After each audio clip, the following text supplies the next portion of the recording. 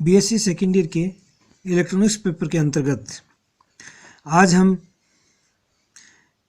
इस वीडियो में जिनके बारे में पढ़ेंगे वो हैं मूलभूत तर्क अवयव, देवाधारी परिपथ, इनकी परिभाषाएं तथा मूलभूत तर्क अवयव कौन कौन से हैं इनके बारे में हमें पढ़ना है।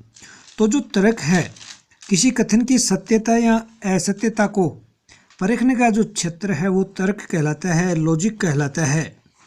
लॉजिक व्यक्ति विशेष का वह क्षेत्र है जिसे विचारणीय कथन की सत्यता और असत्यता को परखा जाता है।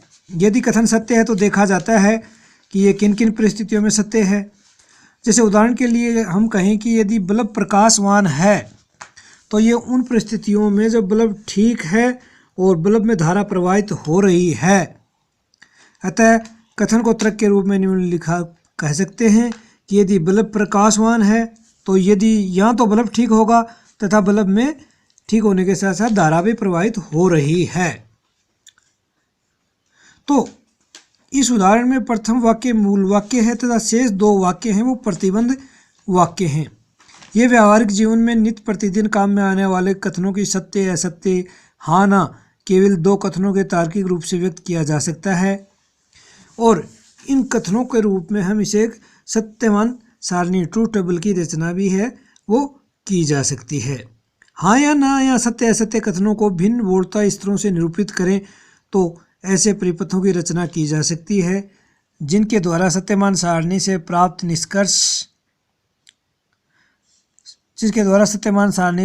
निष्कर्ष प्राप्त किए जा सकते हैं। तर्क संगत कथनों को गणितीय रूप से हल करने के लिए 1856 में जॉर्ज बुल ने द्विआधारी संकेतों 0 और 2 द्विआधारी संकेत 0 और 1 ही होते हैं का उपयोग कर बीजगणित का विकास किया जिसे बूलिय बीजगणित कहते हैं। इन गणितीय तर्क संगत कथनों को द्विआधारी परिपथों द्वारा हल करने के लिए 3 मूलभूत तर्क अवयवों का उपयोग किया जाता है अर्थात मूलभूत तार्किक द्वार हैं वो 3 हैं। इन्हें आधारभूत तर्क द्वार या बेसिक लॉजिक गेट कहते हैं। ये तर्क द्वार 3 प्रकार के हैं, एंड गेट यानी एंड द्वार, और गेट तथा नॉट गेट। इन तर्क द्वारों के संयोजन से जटिल अंकीय परिपथ, डिजिटल सर्किट जैसे कंप्यूटर इत्यादि का निर्माण किया जा सकता है। द्विआधारी पद्धति में संकेतांक 0 और 1 दो स्पष्ट वोल्टता स्तरों को निरूपित करते हैं। यदि अवस्था एक उच्चतर वोल्टता स्तर या अधिक धनात्मक वोल्टता है तथा अवस्था 0 निम्नतर वोल्टता स्तर लोअर वोल्टेज लेवल है तो निकाय में धनात्मक तर्क माना जाता है। इसके विपरीत ऋणात्मक तर्क में निकाय में अधिक ऋणात्मक वोल्टता स्तर को अवस्था 1 तथा अधिक धनात्मक अवस्था को 0 माना जाता है। ये पद्धति स्तरीय तर्क पद्धति लेवल लॉजिक कहलाती है। एक अन्य पद्धति में गतिक डायनेमिक या पल्स लॉजिक पद्धति होती है जिसमें स्पंद की उपस्थिति बिट 1 यानी द्व्यंक 1 तथा स्पंद की अनुपस्थिति द्व्यंक या बिट 0 को निरूपित करते हैं। स्पंद वोल्टता धनात्मक या ऋणात्मक हो सकती है और इसी के अनुसार तर्क निकाय भी धनात्मक या ऋणात्मक हो सकता है। अब हम 3 मूलभूत जो तर्क द्वार हैं, एंड द्वार, और द्वार तथा नॉट द्वार, इनके प्रतीक चित्र, इनकी संक्रिया, इनके ट्रू टेबल के बारे में हम पढ़ेंगे। तो सर्वप्रथम हम एंड द्वार को लेते हैं। तो एंड द्वार 2 या 2 से अधिक निवेश तथा एक निर्गम वाला होता है और एंड गेट के निर्गम पर अवस्था केवल उस स्थिति में प्राप्त होती है जब सब निवेश अवस्था 1 में हो, अर्थात एंड द्वार का निर्गम की जो उच्च अवस्था केवल और केवल तभी प्राप्त होगी जब सभी निवेश हैं वो उच्च अवस्था में हों। एंड द्वार की संक्रिया है वो y बराबर a डॉट b से रिप्रेजेंट किए जाते हैं। यहाँ पर ये जो डॉट है इसे एंड बोला जाएगा, अतः हम बोलेंगे y बराबर a एंड b। यहाँ पर y है वो आउटपुट है, इसका प्रतीक चित्र निम्नानुसार है। ये एक हाफ सर्किल है जिसमें दो इनपुट a और b दिए गए हैं, और यहाँ पर जो आउटपुट y है वो a एंड b है। ये इसका प्रतीक चित्र होता है। इसकी जो सत्यमान सारणी है, ट्रूथ टेबल है, जब a 0 है b 0 है तो निर्गम भी 0 प्राप्त होगा। जब a 1 है b 0 है तो भी निर्गम 0 प्राप्त होगा। जब a निम्न अवस्था 0 में है, b उच्च अवस्था 1 में है तो भी निर्गम निम्न अवस्था 0 में प्राप्त होता है। तथा जब a उच्च अवस्था 1 में है, b उच्च अवस्था 1 में है तो निर्गम है वो भी 1 उच्च अवस्था में प्राप्त होता है। तो इस प्रकार इस गेट का जो व्यवहार है वो तरंग संगत गुणन लॉजिकल मल्टीप्लिकेशन के समान होता है। जैसे ऐसे प्रतीत हो रहा है कि जैसे हमारा जो सामान्य गुणन हो। यदि हमें एंड द्वार का जो विद्युत स्विचों से निरूपित परिपथ देखना हो तो कुछ परिपथ समतुल्य परिपथ इस प्रकार का होगा, जिसमें भी बैटरी है, उसके श्रेणी क्रम में दो स्विच S1 तथा S2 लगे हुए हैं। ये बल्ब लगा हुआ है और बल्ब का दूसरा सिरा बैटरी के ऋणात्मक टर्मिनल से जुड़ा हुआ है। जब दोनों स्विच या कोई सा भी एक स्विच खुला हो तो सर्किट में धारा फ्लो नहीं होगी, बल्ब है वो निम्न अवस्था में होगा। और यहाँ पर स्विच जब खुले हैं वो निम्न अवस्था है, और बल्ब की जो प्रदीप्त अवस्था है उच्च अवस्था है, और बल्ब की अदीप्त अवस्था है वो 0 को निरूपित करता है।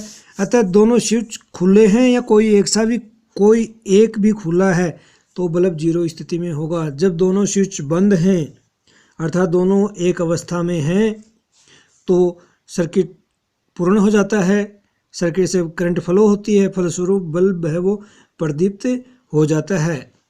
अतः ये एंड गेट के समतुल्य विद्युत परिपथ है। सेकंड वाला जो हमारा द्वार है वो और द्वार या अपी द्वार और गेट है। तो और गेट 2 या 2 से अधिक निवेश और एक निर्गम वाला गेट होता है। और गेट की संक्रिया निम्न सिद्धांत पे आधारित है कि जब भी एक या एक से अधिक निवेश अवस्था 1 में हो, अर्थात कोई सा भी एक निवेश या दोनों निवेश उच्च अवस्था में हो, तो और गेट पर निर्गम अवस्था 1 प्राप्त होती है। इस प्रकार और गेट के निर्गम पर अवस्था 0 तब ही प्राप्त होगी जब सब निवेश अवस्था 0 पे होते हैं, निम्न अवस्था पे होते हैं। और गेट की संक्रिया बूलियन व्यंजक में प्लस चिन्ह लगाकर निरूपित की जाती है, और हमें इस आउटपुट को संक्रिया y बराबर a और b बोलेंगे। y बराबर a और b यानी कि जो y है वो a और b के तुल्य है। ये संक्रिया और संक्रिया कहलाएगी।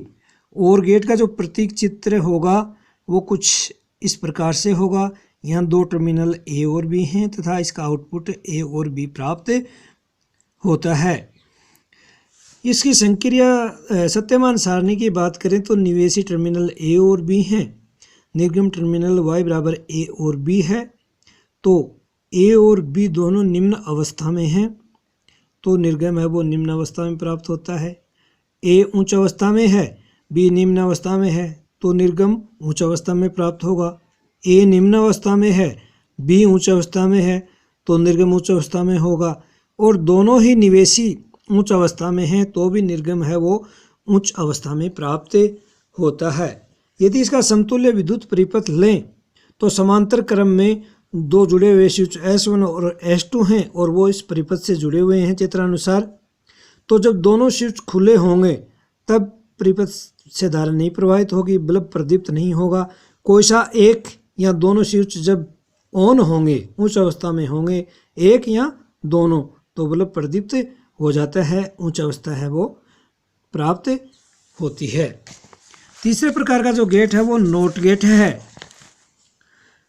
नोट गेट या नए द्वार में केवल एक निवेश तथा एक निर्गम होता है।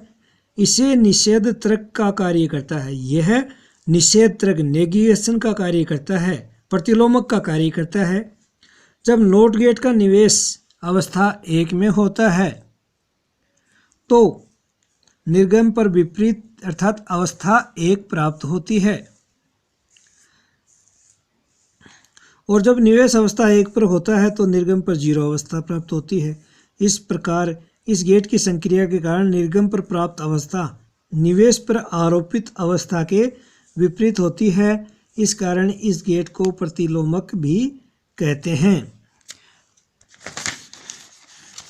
नोट गेट की संक्रिया है y बराबर प्रतिलोम a यानी y बार, y बराबर a बार यानी a के ऊपर एक रेखा से निरूपित कर देते हैं तथा इसका जो प्रतीक चित्र है एक ट्रायंगल के आगे छोटा सा सर्किल y और आउटपुट y बराबर a बार है। इसका निवेशी यदि उच्च है 1 है तो निर्गम 0 है, और जब निवेशी 0 है तो निर्गम उच्च है। इसका यदि हम समतुल्य विद्युत परिपथ की बात करें तो समतुल्य विद्युत परिपथ कुछ इस प्रकार का होगा।